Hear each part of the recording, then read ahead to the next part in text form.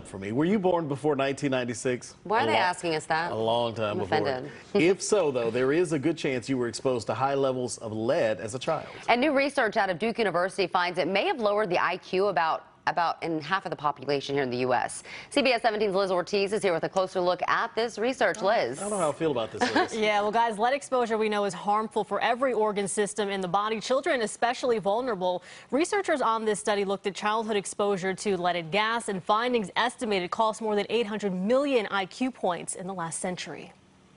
Leaded gas for cars was banned 26 years ago, but researchers from Duke and Florida State Universities find the effects still linger today. We found over 170 million Americans alive today had levels of lead in their blood as children, estimated, so this is based on models, that would now trigger clinical concern. Aaron Rubin is an author on this study. He says findings suggest exposure to lead through gasoline may have cut the IQ scores of half of Americans who were adults in 2015, a loss of 824 million IQ points. That's nearly 3 points per person on average. But that's the average. There are folks who had exposures. You know, we talked about 4.5 million people probably had exposures 5-6 times the current reference value.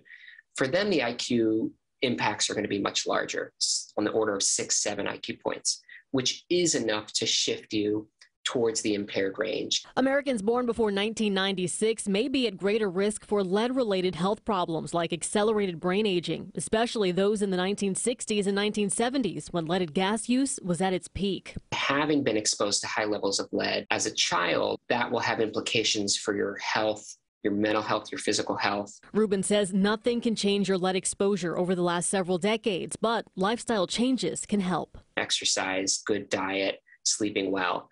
None of those things are going to take the lead out of your past. But even if you've been exposed to lead as a child, those are things that are going to help keep you healthy, even if you have higher risk. As for what's next, researchers will continue to examine how lead exposure in early life impacts people in old age. Rod, Angela?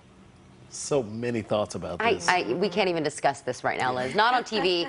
Once we're off, we'll talk about it. Don't go anywhere. We'll tell you all about what we're thinking. So thanks, Liz. All right, more than 2.5 million students used some form of tobacco last year. In a survey done by the CDC, 13% of those students were high schoolers. That's about 2 million kids.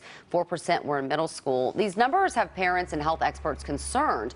They're worried about the increased risk of cancer and other negative effects of tobacco use. For comparison, in 2020,